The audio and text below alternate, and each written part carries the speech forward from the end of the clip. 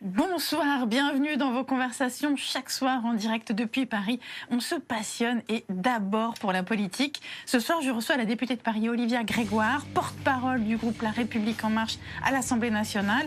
Elle me dira comment, quand on est une marcheuse, on résiste au mauvais vent qui souffle en ce moment sur le pouvoir macronien. Et puis, on parlera avec elle de la loi Pacte, cette loi censée faire de nos PME françaises des championnes. Elle arrive à la fin du mois devant l'Assemblée et notre invitée a présidé la commission spéciale chargée d'examiner le texte. Dans la seconde partie de l'émission, il sera temps de retrouver nos décrypteurs et ce soir, je serai entourée du professeur de sociologie Gérald Bronner et de l'écrivain Jean-Paul Enthoven. Ils se pencheront sur le parler-cache d'Emmanuel Macron qui met des mots M-O-T-S sur les mots M-A-U-X, les fainéants, le bordel, les Gaulois réfractaires et dernière saillie en date, le chômeur que le président a invité à traverser la rue pour trouver du travail. Ça a plu beaucoup pendant la campagne et à présent, ça ne passe plus. Et puis, on parlera de la polémique autour du salaire du nouveau PDG d'Air France, Benjamin Smith, avec cette question: comment mesurer le mérite? Ensuite, on donnera carte blanche au journaliste du Figaro Alexandre Devecchio qui nous emmènera à Salzbourg, en Autriche, où vient de se tenir le sommet des chefs d'État de l'Union. Et on terminera par le meilleur, le pas de côté de Nicolas Domnac, que je ne présente plus.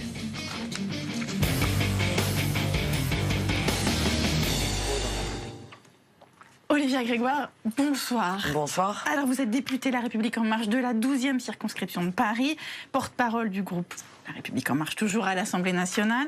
Et on va commencer par parler du sujet qui préoccupe les Français, en premier lieu, le pouvoir d'achat. Le sondage Sofres qui a été publié dans le Figaro lundi montre que 55% des personnes interrogées placent la question du pouvoir d'achat en tête de leurs attentes. Et ce matin, le Premier ministre Édouard Philippe a fait un geste à l'endroit des retraités. Il était sur France Inter, on écoute. Ça veut dire qu'il y a 300 000 personnes, c'est pas 100 000, c'est 300 000 personnes qui n'auront pas à payer cette augmentation de la CSG dans les années qui viennent, parce que justement leurs revenus sont très variables, ou même un tout petit peu variables, et le fait de basculer un tout petit peu au-dessus du seuil les aurait fortement pénalisés. Donc un geste fiscal à l'endroit de 300 000 retraités. Ça veut dire quoi, Olivia Grégoire? Ça veut dire que ça y est, le gouvernement a décidé d'arrêter d'emmerder les retraités, pour reprendre les mots, n'est-ce pas, des conseillers élyséens c'est les mots qui ont été prononcés suite à l'affaire des droits de succession lancée par Christophe Castaner. C'est fini, on n'emmerde plus les retraités en Macronie? Je crois qu'en Macronie, on a l'intention première de n'emmerder personne, pour tout vous dire. Et donc, je reprends ce mot avec des gros guillemets, j'en suis pas forcément fan, mais certainement pas les personnes les plus âgées et ceux qui ont travaillé toute leur vie, que sont les retraités. Je tiens à vous dire déjà que les parlementaires que nous sommes, et notamment la Commission des Finances, mais pas uniquement, l'ensemble des parlementaires de La République En Marche, avaient, dès l'année passée, lors du projet de loi de finances, demandé au gouvernement, à l'exécutif, de regarder très précisément autour du seuil qui déclenchait l'augmentation de la CSG, si nous ne pouvions pas faire un effort, parce qu'il est vrai, comme l'a dit le Premier ministre... Vous voulez dire que c'est vous qui l'avez suggéré au Premier ministre? Non, je veux dire que ça fait un moment que c'est dans l'air, oui, et que de nombreux députés de La République En Marche avaient fait part de leur souhait de voir au niveau du seuil s'il ne fallait pas être un peu plus vigilant, parce que, sans rentrer dans des détails techniques, vous avez des dizaines de milliers de retraités dont la limite du seuil de revenu peut un tout petit peu varier, et donc d'une année sur l'autre, ils peuvent être exonérés ou pas exonérés, et donc on a demandé à regarder très précisément ces seuils. Et nous sommes contents de voir que l'exécutif nous a entendus et que le Premier ministre, pour le coup, a pris la mesure des choses. Ça n'est pas rien. C'est 350 millions d'euros pour les finances publiques. C'est à peu près 300 à 350 000 personnes retraitées concernées. Et je tiens à dire que c'est une mesure au sein d'un paquet de mesures. On en parle souvent en stigmatisant un peu l'action du gouvernement à l'endroit des retraités. Moi, je pense il faut dire qu'il y avait des raisons entre la CSG, la non-indexation de l'augmentation des pensions sur l'inflation. Il y avait quand même des belles raisons. Vous êtes une journaliste politique précise. Si on regarde le reste à charge, et je ne vais pas être très longue, le reste à charge qu'a annoncé Agnès Buzyn au mois de juin, ça n'est pas rien, c'est une promesse de campagne. Le gouvernement a commencé la négociation sur le reste à charge. Preuve en est des 2 communiqués de presse des syndicats de dentistes en septembre 2017. Pour parvenir à des accords de ce type, où des milliards d'euros sont en jeu, où il faut embarquer les mutuelles, tout ça pour améliorer le pouvoir d'achat de nos retraités, ça fait déjà 15 mois qu'on travaille sur la mesure. Donc vous voulez dire qu'il fallait qu'ils soient patients, les retraités, pour comprendre que vous ne les preniez pas pour des portefeuilles, c'était le mot d'Emmanuel Macron, ça. Nous ne les prenons pas pour des portefeuilles, et je réponds aussi que les mesures structurelles que tous les Français, tous les économistes, tous les médias appellent, Ça a une contrepartie, ça demande du temps, ça suppose un peu de temps. C'est la seule chose qu'on demande aujourd'hui. Donc laissez-nous du temps. Un tout petit peu de temps. C'est ça que vous leur dites. Un tout petit peu de temps, et je le dis depuis le début. Et je suis contente de voir aussi que le gouvernement écoute ce que disent les parlementaires aussi. Alors le patron de votre parti, j'en parlais tout à l'heure, Christophe Castaner, a proposé vendredi de réformer les droits de succession. Donc il voulait taxer davantage les grosses successions. C'est en fait ça, on est dans du macronisme pur et parfait. C'est-à-dire la première personne à avoir mis ce sujet-là sur la table, c'était Emmanuel Macron quand il était ministre de l'économie. On écoute ce que disait Emmanuel Macron, alors même que Christophe Castaner, le pauvre, s'est fait recadrer assez sèchement sur ce sujet. On écoute Emmanuel Macron. Et je le dis, je le redis, il faut lutter contre les rentes et le capital dormant, mais il ne faut pas empêcher les gens de réussir et de s'enrichir. Et donc je préfère favoriser une taxation des successions plutôt qu'une taxation de celles et ceux qui s'enrichissent par le travail. Donc voilà, c'était le travail avant l'héritage. Et là maintenant, eh bien, Castaner, lui, il s'est fait cingler violemment par l'Élysée qui a dit « il n'en est pas question ». Est-ce que c'est la première renonciation d'Emmanuel Macron? Je ne crois pas. Ce qu'a dit le président, c'est à cette heure hic et nunc, comme on dit joliment en latin, ça n'est pas au programme, au menu de l'année qui vient et des prochains mois. En revanche, je salue une chose, ça fait des mois qu'on nous dit on n'entend pas la République en marche, on n'entend pas le mouvement, on n'entend pas de propositions de Christophe Castaner, de son équipe, du COMEX, du bureau politique, etc. Bah, vous en avez des propositions. Et là, quand on l'entend, on le casse. Oui, mais c'est pas grave, Christophe Castaner, c'est un homme solide, il a une certaine expérience politique et une expérience réelle. Faire des propositions, ça suppose, comme tous les parlementaires, parfois de se faire retoquer, parfois de se faire arbitrer défavorablement. Ce qui est important, c'est d'être force de proposition. Et moi, je salue ce qu'a fait Christophe Castaner en étant force de proposition. J'ajoute à ça, et vous voyez, moi aussi je suis parlementaire, je devrais avoir peur de me faire taper sur les doigts si on était complètement asservi à l'exécutif. Je pense qu'un jour se posera, il y a une question sur la fiscalité successorale et sur l'égalité des chances. C'est juste pas le moment. Ça n'est pas le moment. Aujourd'hui, ça n'est pas au programme. Alors on va parler du sentiment que vous avez en tant que députée d'être utile ou heureuse dans cette fonction, parce que voilà, c'est les deux marqueurs. Voilà, c'est ce que vous avez dit. Vous avez dit que les deux choses qui vous guidaient, c'est bonheur et utilité. Oui. Alors est-ce que vous êtes une députée heureuse et utile? Alors, utile, c'est un peu intransitif, c'est pas tellement à moi de le caractériser. Avec un sentiment d'utilité. Heureuse en tout cas, moi j'ai vécu une expérience extraordinaire, on m'a confié des responsabilités, on parlera du groupe un petit peu plus tard, avec les femmes, les hommes, etc. Oui. Moi j'ai une responsabilité incommensurable. Vous êtes président, et je suis président d'une commission spéciale qui réunit 70 parlementaires sur des questions économiques, financières et sociales lourdes, avec un texte majeur qui est à cette heure le plus gros du quinquennat. À la loi et donc Pacte, c'est important parce que vous savez, c'est Richard Ferrand, c'est François de Rugy, c'est aussi Christophe Castaner, ministre des Relations en charge avec le Parlement, qui ont validé aussi ma candidature. Je sors d'une semaine de commission, c'est extraordinaire comme expérience. Je suis heureuse qu'on m'ait confié ces responsabilités et je suis heureuse de travailler pour les entreprises et les entrepreneurs. Donc heureuse, oui, utile, on en parle après le vote solennel de la loi Pacte, je l'espère. Barbara Pompili, qui était candidate au perchoir, oui. Elle s'est fait quand même l'écho d'un certain sentiment d'inutilité. C'était le 5 septembre au micro de Routel Krief.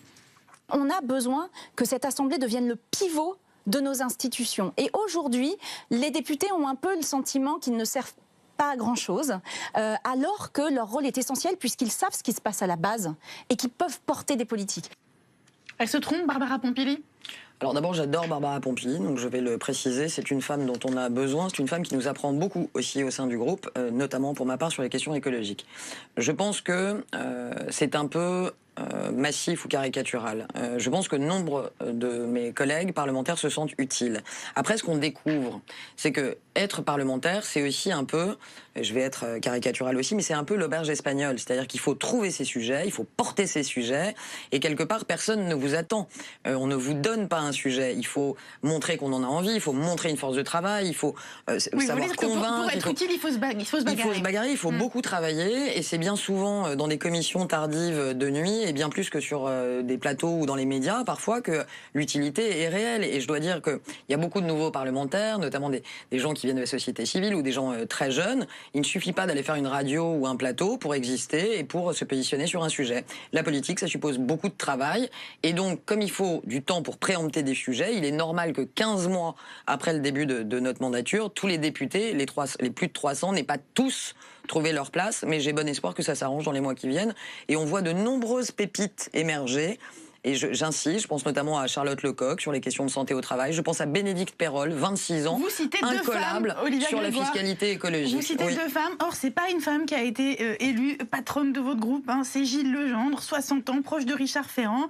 Il y avait pourtant des femmes en lice. Alors la question, c'est, on a donc pardonné, n'est-ce pas, à Gilles Legendre de ne pas être une dame, hein, pour reprendre l'expression malheureuse de Richard Ferrand. Vous savez, j'étais aux côtés de Richard Ferrand quand à Tours lorsqu'il a dit ça, l'émulsion médiatique, l'agitation médiatique. Vous savez, on a dit tout et son contraire sur Richard Ferrand, et puis que pendre. Moi, ce que je sais, c'est que ça a été un très bon chef de groupe durant ces 15 mois. Je suis heureuse qu'il soit au perchoir. Aujourd'hui, c'est Gilles Legendre qui a été élu. Donc deux hommes, quoi. Avec des femmes comme Amélie de Montchalin qui n'ont pas fait des scores négligeables, hein, avec 46 voix, c'est-à-dire plus de la moitié. Et si vous adjoignez l'ensemble des candidatures féminines, le front féminin était plus fort. Le front féminin est plus fort. Donc on a de bonnes raisons d'être optimiste. En revanche, ce que je peux vous dire, le connaissant, puisque j'ai le plaisir de travailler dans le 7e arrondissement avec lui, puisqu'on est voisins en termes de circonscription, Gilles Legendre, certes, ça n'est pas une femme. Il a toute l'élégance et la douceur de la femme, et je le précise, c'est un homme très doux, consensuel, c'est agréable de travailler avec lui. Et accessoirement, je pense qu'il fait vraiment partie de La République En Marche dans sa... C'est un féministe, et je n'ai pas d'inquiétude sur sa capacité à donner des responsabilités lourdes à des femmes dans le bureau. On le saura le 1er octobre. Alors, donc chiche, n'est-ce pas? C'est ça que vous lui dites. Dans la profession... Non, j'ai pas dit Guillaume Chiche. J'ai dit, je pense qu'il y aura des femmes importantes au sein du bureau. Mais Guillaume Chiche n'est pas une femme. Non, donc, enfin, je ne crois pas. Enfin, dans la profession de foi de Gilles Legendre, hein, il a plaidé pour plus de collégialité, plus de politique, plus d'efficacité. Et ça veut dire que ça manquait quand même, la collégialité, à tout le moins.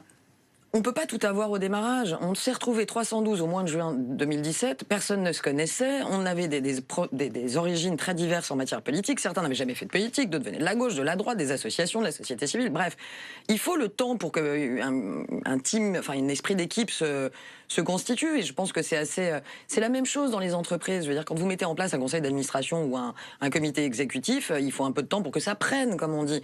Ça prend avec ses alliances et parfois ses oppositions. Alors, au sein du groupe. Frédérique Dumas, elle n'a pas considéré que ça prenait bien. Hein. Donc elle est partie, elle a claqué la porte et elle est allée du côté de l'UDI Agir et de la manufacture de Xavier Bertrand. Tout à fait. Vous connaissez bien Xavier Bertrand, vous avez bossé avec lui. Je connais bien, et Xavier Bertrand m'a confirmé qu'elle le rejoignait. Je vais vous dire une chose, moi, la dominem et les attaques personnelles, c'est pas mon... Je ne me suis pas engagé pour ça. Je vais répondre en creux. On bosse. On ne réussit pas en politique. Un, si on bosse pas, et deux, si on n'a pas un profond sens du collectif. Vous connaissez cette phrase, ensemble, tout seul on va vite, ensemble on va plus loin. La culture est un sujet majeur. Ça n'est le sujet et ça n'est le monopole d'aucun parlementaire. Il faut savoir partager des analyses, des points de vue. Parfois on n'est pas d'accord, premièrement. Et puis de la modestie avant toute chose, je le dirais aussi. Vous savez, le Premier ministre n'a pas à prévenir des parlementaires avant de prendre des décisions ou des arbitrages. Donc vous la jugez immodeste? Je pense qu'elle a mené sa barque et que sa barque ne s'est pas amarrée au port qu'elle souhaitait, et donc elle a pris sa décision personnelle. Donc vous dites comme Édouard Philippe, elle n'a pas été ministre, elle était blessée, elle est partie. Voilà, je vois que ceux qui portent les choses de façon collective arrivent à aboutir. Voilà. Je parlais de la finance verte il y a 2 minutes, d'une parlementaire qui pousse ce sujet. La finance verte, on va faire des propositions majeures. On a travaillé en collectif, les propositions aboutissent. Voilà. D'accord, donc il faut pas se blesser quand on n'est pas ministre, il faut attendre son tour. Je disais avant, quand j'étais dans le privé, pas d'égo dans le boulot, c'est valable en politique, même si c'est égotique comme univers. Mais vous savez bien que c'est un univers où les égos sont hypertrophiés, Olivia Grégoire. Alors je le sais pertinemment. C'est égotique au possible, mais je pense que notre responsabilité en tant que nouveau parlementaire et puis une nouvelle façon de faire de la politique, c'est d'être très vigilant vis-à-vis de cet écueil. Vous voyez ce qu'on fait sur l'investissement productif au sein de la Commission des Finances, ça n'est pas l'apanage d'un député, c'est l'apanage de tous les députés de la Commission des Finances.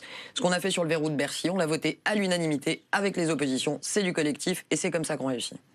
Alors un petit mot quand même sur Emmanuel Macron, le premier d'entre les fidèles, Gérard Collomb, a annoncé qu'il serait candidat à la mairie. C'est quand même, disons que c'est assez irrévérencieux comme façon de fonctionner, puisque il a dit qu'il allait partir. Alors moi je pense tout l'inverse. Et pardon, juste un parallèle. Nicolas Hulot démissionne sur une antenne de radio. L'ensemble de la France s'émeut, à juste titre. Sans avoir prévenu le président de la République et le Premier ministre. La spontanéité en plateau, tout le monde s'émeut. Un ministre de l'Intérieur qui a, je dirais, la responsabilité de dire moi je passe les européennes et ensuite je souhaite dire que je quitterai le gouvernement pour m'engager. C'est Macron qui décide. Non mais c'est pas ça, ça veut dire que cette option-là ne fonctionne pas non plus. Donc c'est pas Macron qui décide, c'est pas que Macron ne décide plus, c'est pas le sujet, c'est que moi je trouve plutôt respectueux et non pas irrévérencieux que Gérard Collomb ait dit voilà, moi je vais au bout de ma tâche jusqu'aux européennes, ensuite j'ai un programme qui est celui-ci, et de pas laisser un espèce de suspense. Et c'est dans l'ancien monde qu'on laissait cette espèce de suspense un peu malsain sur j'y vais, Dans l'ancien monde, on laissait le président faire comme s'il décidait. Là, il y a quand même 2 ministres, un qui démissionne sans prévenir personne et un autre qui dit je vais m'en aller quand je voudrais. Moi je me rappelle toujours de ce que j'entends, notamment au 4 colonnes, au quotidien. Vous êtes unis comme un seul homme, des godillots, il n'y a pas une respiration, une liberté dans votre groupe, etc. Oui, on est un groupe libre et un gouvernement aussi qui a ses personnalités, ses libertés. Alors un petit mot sur l'audition d'Alexandre Benalla devant la commission d'enquête sénatoriale. C'était hier matin. Est-ce que vous l'avez regardé? Bien sûr. Et alors? Il s'en est plutôt pas mal sorti? Alors, moi je vais être très clair et Dieu sait si je suis bavarde sur les autres sujets. Je ne commenterai pas, et j'ai passé beaucoup de temps à être commentatrice avant, je ne ferai pas des commentaires. L'affaire est aujourd'hui entre les mains de la justice, l'audition au Sénat a eu lieu, vous savez que la commission d'enquête à l'Assemblée a arrêté ses travaux pour des raisons que je pense tout à fait légitimes. Je pense que M. Benalla s'est expliqué assez longuement et assez précisément. Maintenant, je souhaite que la justice fasse son boulot et surtout, et il y a une étude qui est sortie là dans le Figaro il y a quelques minutes sur la perception des Français de cette affaire, surtout que l'emballement médiatique cesse un peu sur ces affaires-là. 60% des Français, au moment où je vous parle, trouvent que les médias en font trop. Et une majeure partie des Français estiment que néanmoins l'affaire est grave. Ça n'est pas une affaire d'État, c'est une affaire grave. Et vous pensez comme eux, en fait, que les médias en font trop et que l'affaire est grave? C'est bien résumé. C'est bien résumé? Bon, alors maintenant on va passer à la loi Pacte. C'est donc Pacte pour plan d'action à la croissance et à la transformation des entreprises. C'est votre bébé, cette loi. C'est un gros bébé, mais c'est mon bébé. Gros bébé? Mais c'est un bébé, je vous parlais de collectif, je fais souvent la blague, et notamment à Bruno Le Maire qui en a ri. C'est le premier gros bébé fait par PMA ou GPA, parce qu'on est nombreux parlementaires à être dans le bateau depuis un an. Justement, donc ce bébé, vous l'avez fait en commission spéciale de l'Assemblée nationale. Binômes, donc vous avez présidé cette commission, et c'est un rôle que vous avez pris très à cœur. On va voir comment. Alors, j'ai pas le droit de monter la marque, mais voilà, j'ai pris quelques ressources pour l'ensemble des groupes. Si jamais certains d'entre vous, et je vais les faire tourner en une petite fin, voilà, parce qu'à La République En Marche, on mange souvent des bonbons et du chocolat. Ça permet de tenir, c'est pas juste de pas partager. On a 4 chapitres, il y a 4 tablettes, je vais les faire passer. Pas du tout, je ne me présente pas, c'est purement gratuit, c'est juste pour tenir. Vous n'êtes pas candidate, mais n'empêche que vous donnez du chocolat.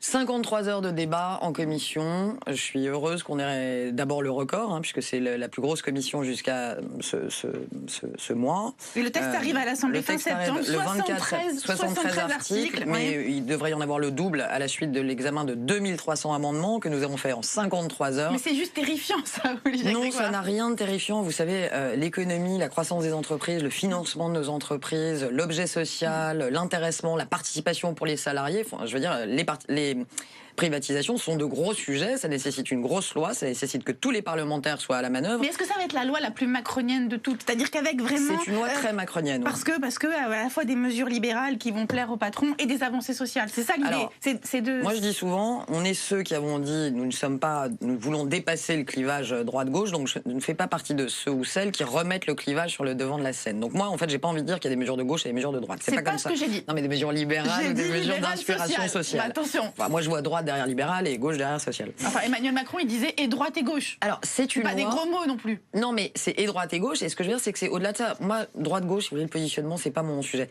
C'est une loi qui est et pour les entrepreneurs, et pour les entreprises, et pour les salariés, et qui concerne l'État avec les privatisations. C'est-à-dire que c'est une loi qui s'adresse à tous les acteurs de notre économie, qui va aussi bien permettre, pour prendre 2 exemples très simples, aux entrepreneurs de mieux se développer avec la suppression, par exemple, du seuil de 20 ou les 5 ans de gel pour les obligations sur le seuil de 50 salariés. On sait que ça bloque le développement des entreprises. Et c'est en même temps une loi qui va supprimer le forfait social, booster l'intéressement, la participation pour que les salariés soient mieux associés à la réussite et aux bénéfices de l'entreprise quand l'entreprise va bien.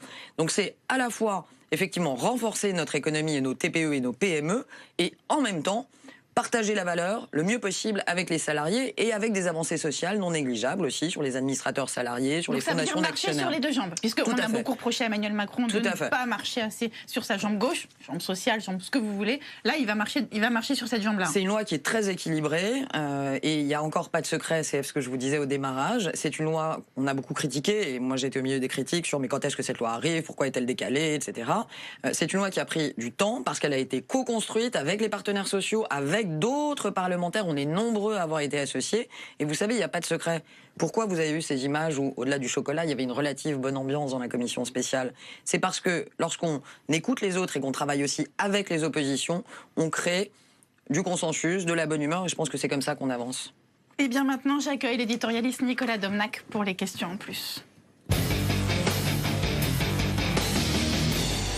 Nicolas Domnac, bonsoir. Et bonsoir à vous. Alors, vous avez donné déjà beaucoup d'informations importantes. Il y en a une quand même qui relève de l'essentiel, évidemment, que vous n'avez pas donné complètement. C'était quoi comme chocolat, ce que vous avez apporté?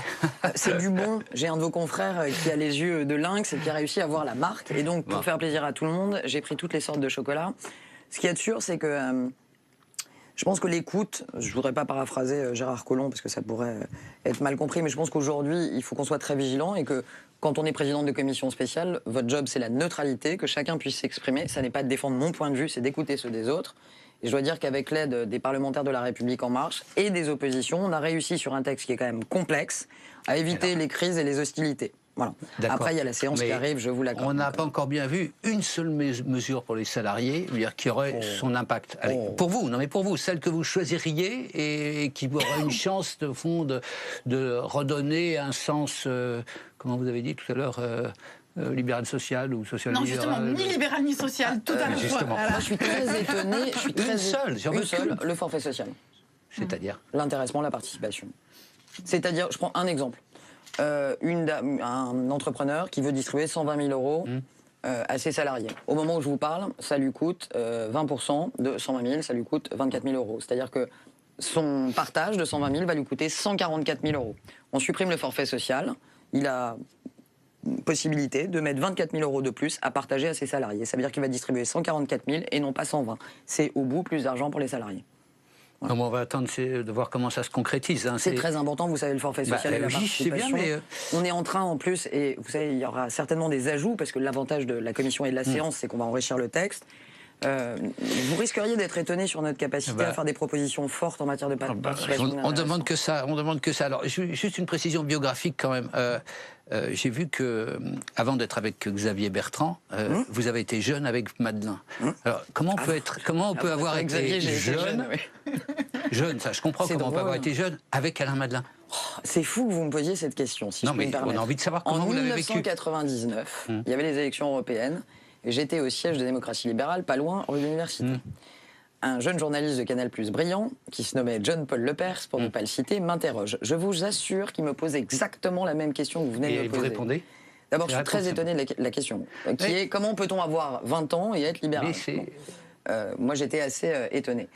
Vous savez, moi, je viens d'un milieu assez modeste et populaire, et je pense qu'il y a beaucoup de gens de droite basique, de droite comme Xavier Bertrand, d'une droite opérationnelle, d'une droite de terrain, qui ont cru aussi à ce qui était porté à l'époque, à la fois par Alain Madelin, à la fois par Jean-Pierre Raffarin, avec qui j'ai eu plaisir à travailler, c'est aussi écrit dans mes notices biographiques après, parce qu'il y avait une forme de transgression et de grande liberté dans les propositions qu'on faisait. Il y avait beaucoup d'audace, parfois c'était trop, mais moi c'est là que j'ai beaucoup appris aussi à être force de proposition.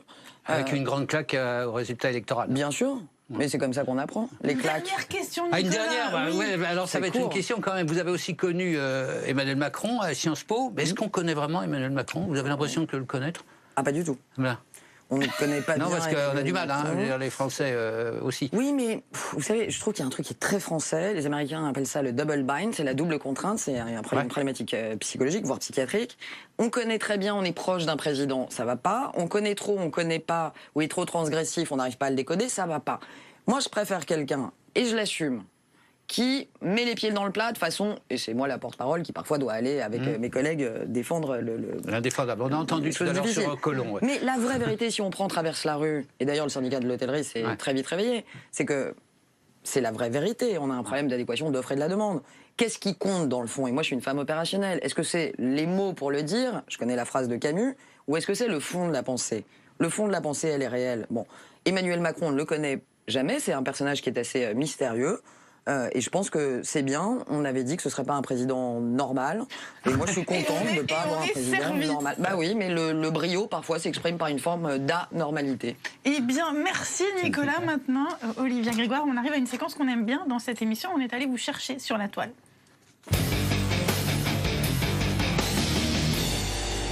Et on a trouvé, donc le 5 septembre, le député Roland Lescure qui a posté une photo sur Instagram pour témoigner de la bonne ambiance au sein de l'équipe des députés, justement, qui a travaillé sur la loi Pacte.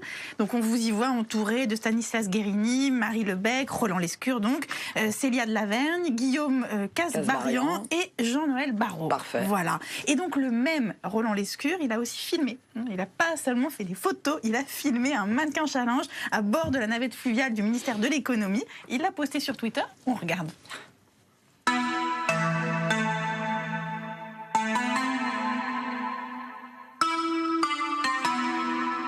Black Beatles in the city, be back immediately to confiscate the money.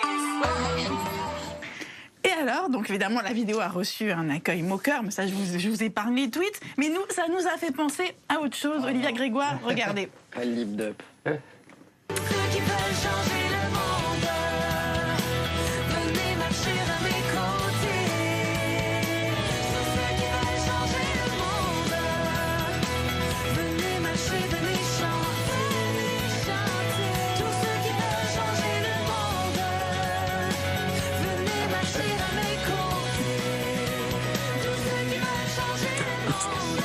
Olivia Grégoire, on voit que ça vous fait sourire. Mais oui, parce qu'il faut faire les choses très sérieusement et pas se prendre au sérieux. Lorsqu'on a pris, parce qu'il faut le dire, la navette pour aller à Bercy, parce qu'on travaille jour et nuit avec l'équipe que vous avez mentionnée, effectivement, on a eu peut-être la mauvaise idée de faire ça. Mais vous savez, je trouve qu'il faut garder un peu d'humour. Et je trouve que les choses prennent beaucoup de proportions très vite en ce moment. Voilà. On aurait pu l'éviter. Je suis pas sûr qu'on le refasse. En attendant, on a le droit aussi de bien s'entendre et d'avoir 3-4 minutes un peu de vie et d'humour, parfois de temps en temps, dans 53 heures de débat. Eh bien, merci Olivia Grégoire, merci d'avoir été avec nous. Nicolas, vous revenez tout à l'heure. Et nous, on se retrouve après la pause pour la conversation avec nos décrypteurs Jean-Paul Enthoven et Gérald Brunner. À tout de suite.